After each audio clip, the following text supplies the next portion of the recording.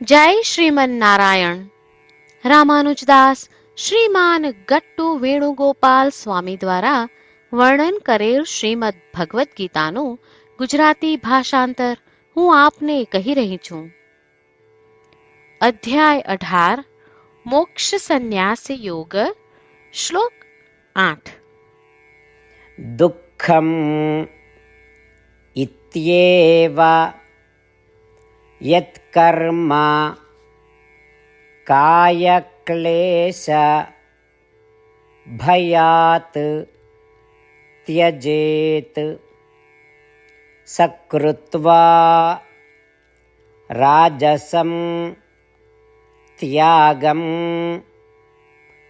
નૈવ ત્યાગફલમ લભેત. ઓમ. ગીતાચાર્ય શ્રી કૃષ્ણ પરમાત્મા અર્જુન સાથે આપણને બધાને મોક્ષ સંન્યાસ યોગ શીખવી રહ્યા છે. પરમાત્મા કહે છે, અર્જુન, જો વૈદિક કર્મોનો ત્યાગ દુઃખ, પીડા અને શારીરિક કષ્ટને કારણે કરવામાં આવે તો તેને રાજસિક ત્યાગ માનવામાં આવે છે. આવા પ્રકારના ત્યાગથી ક્યારેય શુભ પરિણામ પ્રાપ્ત થશે નહીં અને જ્ઞાનમાં વૃદ્ધિ થશે નહીં. આ પ્રમાણે શ્રી કૃષ્ણ પરમાત્મા સ્પષ્ટ કરી રહ્યા છે કે શારીરિક કષ્ટના ભયથી સ્વધર્મ અને કર્તવ્યનો ત્યાગ કરવો એ રાજસિક ત્યાગ કહેવાય છે અને આવો ત્યાગ ક્યારેય શુભ ફળ આપતો નથી. તેથી ચાલો આપણે આપણા વૈદિક કર્મોનો ત્યાગ એ ભ્રમ સાથે ન કરીએ કે તેઓ આપણને બાંધી દેશે, કે પછી તેવા ભય સાથે કે તે કર્મો કરવા માટે આપણે ભારે પરિશ્રમ કરવો પડશે. શ્રીમન નારાયણની પ્રાપ્તિને આપણા જીવનનું ધ્યેય બનાવતા અને માત્ર શ્રીમન નારાયણનું શરણ લેતા ચાલો આપણે બધા શ્રી કૃષ્ણ પરમાત્માના શબ્દોનું આ શ્લોક સ્વરૂપે પુનરાવર્તન કરીએ. દુઃખમિત્યેવ યત્કર્મ કાયક્લેશ ભયાત ત્યજેત સકૃત્વા રાજસમ ત્યાગમ નૈવ ત્યાગફલમ લભેત. શ્રી કૃષ્ણ પરમાત્માએ આખી ભગવદ્ ગીતાનો સાર અધ્યાય 18ના શ્લોક 65 થી 70માં 8 ઉપદેશ દ્વારા કહ્યો છે. શ્રી કૃષ્ણ કહે છે, જે મારા આ 8 ઉપદેશ અનુસરે છે તે મને પ્રિય છે. એ સર્વે ભક્તોનું હું બધી જ રીતે રક્ષણ કરીશ. શ્રી કૃષ્ણ પરમાત્મા પાસેથી આખી ભગવદ્ ગીતા સાંભળ્યા પછી અર્જુન કહે છે, કરિષ્યે વચનમ તવ. એટલે, કૃષ્ણ, હું તમારી આજ્ઞાનું પાલન કરીશ, તમે કહો છો એમ કરીશ. અને આથી જ શ્રી કૃષ્ણએ દરેક પ્રકારના યશ અને વિજય અર્જુનને આપ્યા છે. તો ચાલો આપણે પણ પરમાત્માને 8 વાતો પાળવાનું વચન આપીએ. પરમાત્માને આપેલા વચનથી મોટી કોઈ પૂજા, તપ કે યજ્ઞ નથી. 8 પ્રતિજ્ઞાઓ જે આપણે લેવી જોઈએ તે હું હવે કહું છું. આપ સૌ પણ એનો મન અને હૃદયથી વિચાર કરો. આ રીતે શ્રી કૃષ્ણને વચન આપતી વખતે આપણે સૌ શ્રી કૃષ્ણની હસતી મુખમુદ્રાનો મનમાં વિચાર કરીએ અને પરમ આનંદનો અનુભવ કરીએ. જય શ્રીમન નારાયણ. આપણા 8 વચનો આ પ્રમાણે છે. આપણું પહેલું વચન, હે શ્રીમન નારાયણ, તમારા ઉપદેશ પ્રમાણે હું હંમેશા તમારું ધ્યાન અને ચિંતન કરીશ. આપણું બીજું વચન, હે શ્રીમન નારાયણ, તમે કહ્યું છે તેમ હું સદાય તમારી ભક્ત રહીશ. આપણું ત્રીજું વચન, હે શ્રીમન નારાયણ, હું મારા કર્મો તમને સંતોષ થાય તેમ અને તમારી સેવા માટે કરીશ. આપણું ચોથું વચન, હે શ્રીમન નારાયણ, તમે અનુસરવા કહ્યું છે તેમ મને પૂર્ણ શ્રદ્ધા છે કે હું તમારી છું.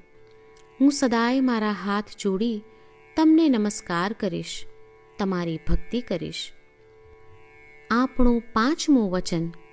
હે શ્રીમન્નારાયણ, હું તમારા શબ્દો યાદ કરું છું.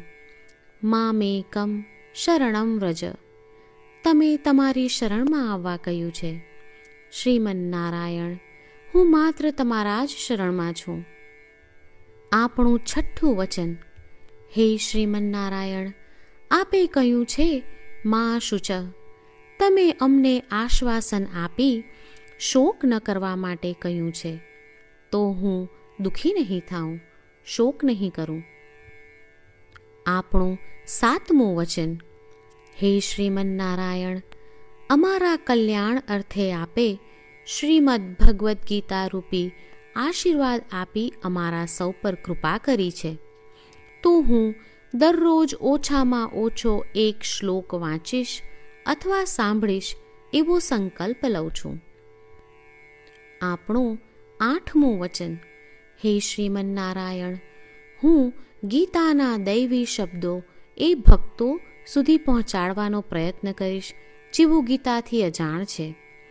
હે શ્રીમન્નારાયણ, તમે કહ્યું છે તેમ કરીશ, તમે કહ્યું છે એમ વર્તીશ અને તમારા માટે જ કર્મ કરીશ.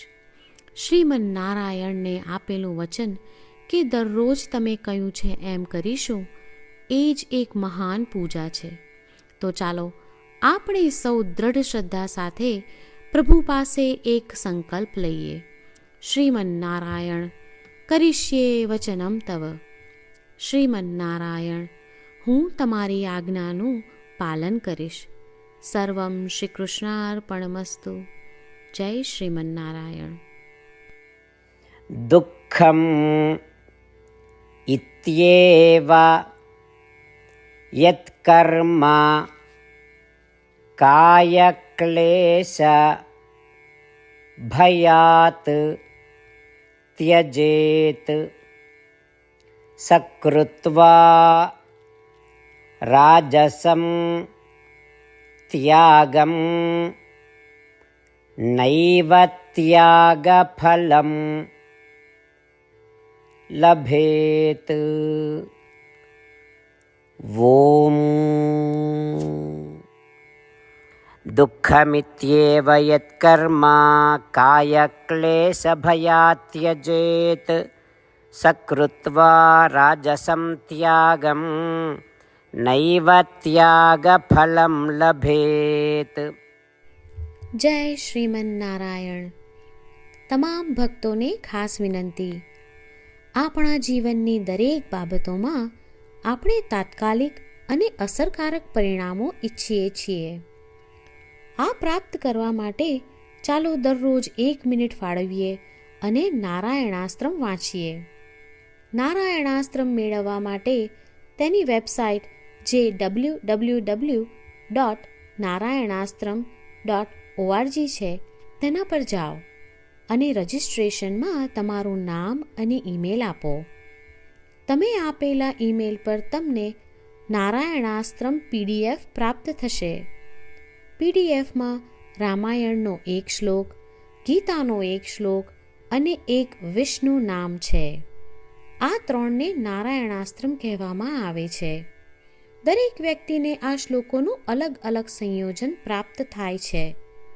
જ્યારે દરેક વ્યક્તિ 24,000 ભક્તો સાથે તેમના નારાયણાસ્ત્રમને દરરોજ વાંચે છે અથવા સાંભળે છે, ત્યારે સમગ્ર રામાયણનું 1 વાર પારાયણ, શ્રીમદ્ ભગવદ્ ગીતાનું 33 વાર પારાયણ અને વિષ્ણુ સહસ્ત્ર નામનું 24 વાર પારાયણ રોજ પૂર્ણ થાય છે. આ એક અદ્ભુત અને અસાધારણ પરિણામ છે. તેથી તમે અને તમારા પરિવારના સભ્યો તરત જ વેબસાઇટ પર જાઓ અને તમારું નારાયણાસ્ત્રમ મેળવો. જય શ્રીમન્નારાયણ.